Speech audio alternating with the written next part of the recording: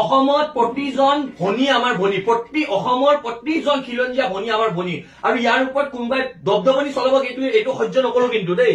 একদম এমপ্লয় আছে আপোনাৰ 16জন ESIC আছে, PF আছে আপোনাৰ দিছে না না গৈছিলে বাদ দিয়ক।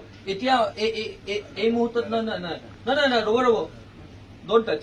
আপুনি যিটো কাম কৰিছে আপুনি আগতে নিজে ৰুল ৰেগুলেশ্যনত নাই হা, তাৰ পাছত আপুনি ESIC 10জনৰ ওপৰত এজনৰ ৰাখিলে আপুনি ESIC দিব লাগিব। দিছে কোনোবা এমপ্লয়কে ESIC দিছে, ইয়াতে মেডিকেল হেৰি দিছে, কাকো দিয়া নাই আপুনি।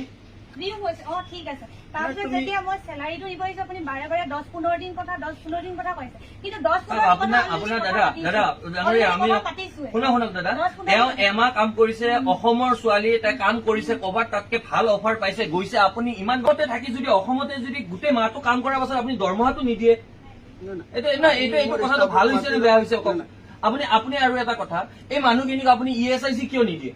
ESIC PF এইটোতো নিয়ম। আপুনি এজনতকে এজন এমপ্লয়ীও বেছি ৰাখিলে আপুনি ESIC দিব লাগে। নাই একদম আপোনালোকৰ কাৰণে ভালৰ কাৰণে কৈ আছো, নীতি নিয়ম বহিৰ্ভূত এটা কাম হৈ আছে। 10জনতকে এজন মানুহ 25 লাখলৈকে আপোনালোকে ইঞ্চুৰেঞ্চ পাব। সেইবোৰ বস্তু কিন্তু আপোনালোকে এৰি নিদিব, নকৰিলে নহব, আপুনি নিজে কৰিব লাগিব। তাতকে ভাল 4 বছৰ কাম কৰা বুলি কৈছে। কেইবছৰ কৰিছে? 4 বছৰ। ইমান পুৰণা ষ্টাফ আপোনাৰ। আমাৰ একদমেই ভাল লগা নাই এইবোৰ বিষয়ত। অসমীয়া ছোৱালী এজনীৰ দৰমহাটো আপুনি কি কাৰণে দিয়া নাই?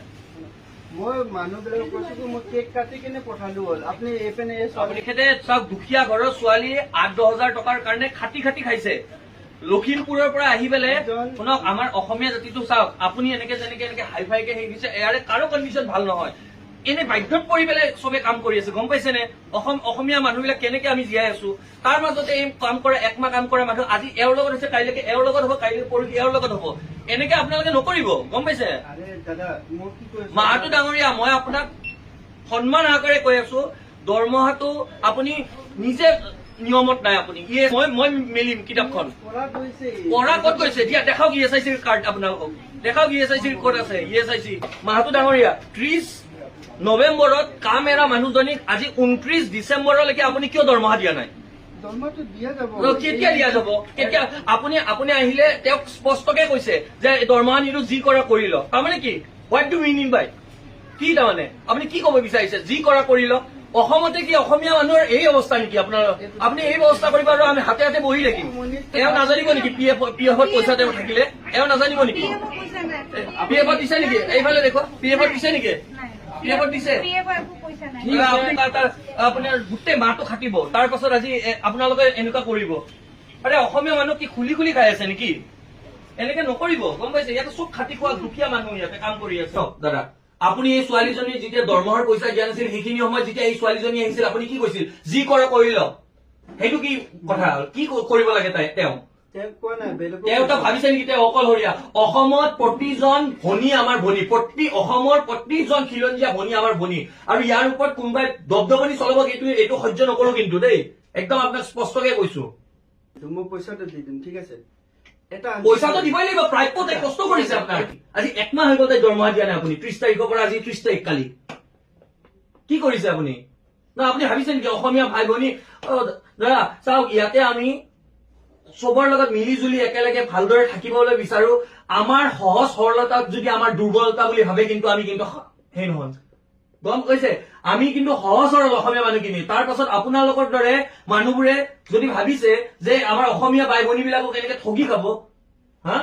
PF ESICও নিদিব, দৰমহাও নিদিব কাম কৰাই পেলাই মাহজোৰা।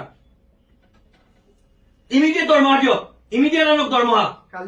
নাই কালি নহয়, এতিয়াই লাগিব, এতিয়াই লাগিব। সেইটো নহব নহয়। নাই কালিৰ কথা নহয়, ইমিডিয়েট দিয়ক, ইমিডিয়েট দিয়ক। সেনেকুৱা নহয় নহয়। আপোনাৰ কাৰণে মাত্ৰ 10-11, আপুনি কি কৈছে? মাত্ৰ 10-11 হাজাৰ টকা। মাত্ৰটো আপোনাৰ কাৰণে, মোৰ বাই ভনীটোৰ কাৰণে নহয় কিন্তু। আপুনি দি দিয়ক এইমাত্ৰ। আৰু ইয়াৰে প্ৰতিজন ষ্টাফে এই বস্তুটো এটা মেছেজ যে কোনোবা যদি বহিৰাগত অনা অসমীয়া আমাৰ অসমীয়া ভাই ভনীৰ ওপৰত যদি এনেকুৱা ধৰণৰ অত্যাচাৰ কৰে, কিন্তু এইটো বস্তু কিন্তু আমি ইয়াতে হ'ব নিদিওঁ। কি মাজুৰা কাম কৰাই পেলাই আপুনি দৰমহা নিদিবহে? কাইলৈকে এই লগত কৰিছে, কাৰোবাৰ লগত কব, কালি সেই ভাইটিটোৰ লগত কৰিব, বাহিৰজনৰ লগত কৰিব। হা, আমি নিজৰ কাৰণে আহিছো নেকি? দি দিয়ক পইচা। লাজৰ কাষ্টমাৰ সন্মুখত ইনচাল্ট মাৰে। ঠিক আছে হ'ব আপুনি আপুনি আপুনি আপুনি যিবোৰ অভিযোগ ছোৱালী এজনী কেতিয়াও এনেকে অপেনলি নকয় মই আপোনাক কলো যদি তাই মিছা অভিযোগ দিলে হয় আমি নিজে বুজি পাইছো আৰু 15জন ষ্টাফ আছে না 15জন ষ্টাফে কাম কৰি থকা ষ্টাফ আপোনাৰ এইজনীক আপুনি আজি একমাহ ধৰি যেনেকে ধৰণে বিট্ৰে কৰি ওলাই দিছে নহয় সেইকাৰণে আপুনি আকৌ এতিয়া আপোনাৰতো কথাটো সেইটোৱে হ'ব মানুহে দৰমহা দিয়া নাই সেইটোৱে মেছেজ যাব চবতে মেছেজটোতো সেইটোৱে যাব ন এতিয়া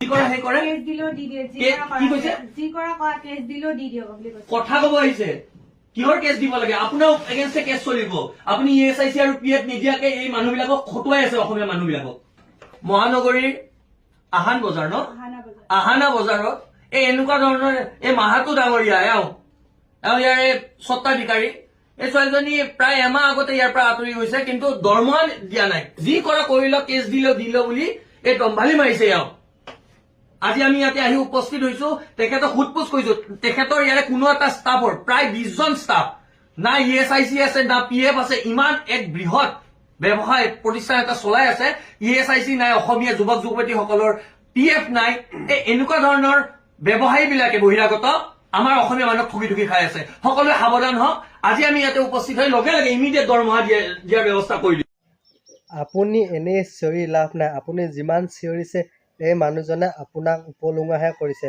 তেওঁৰ মুখৰ এক্সপ্ৰেশ্যন আপুনি চাই আছেনে মুখৰ চেহেৰা আপুনি চাই আছেনে এই মানুহজনৰ ব্যৱহাৰ আপুনি যে ইমান চিঞৰি আছে এই মানুহজনক বুজাবলৈ চেষ্টা কৰিছে কিন্তু এই মানুহজনে আপোনাৰ কথাখিনি কোনো গুৰুত্বই দিয়া নাই এইজনক মানে 2 থাপৰ লগাই দিলে মানে চব ঠিক হৈ যাব এনেই খালি আমাৰ অসমীয়া মানুহখিনে এনেই মুখত দম দি ফুৰে হাতে কামে একো কৰিব নোৱাৰে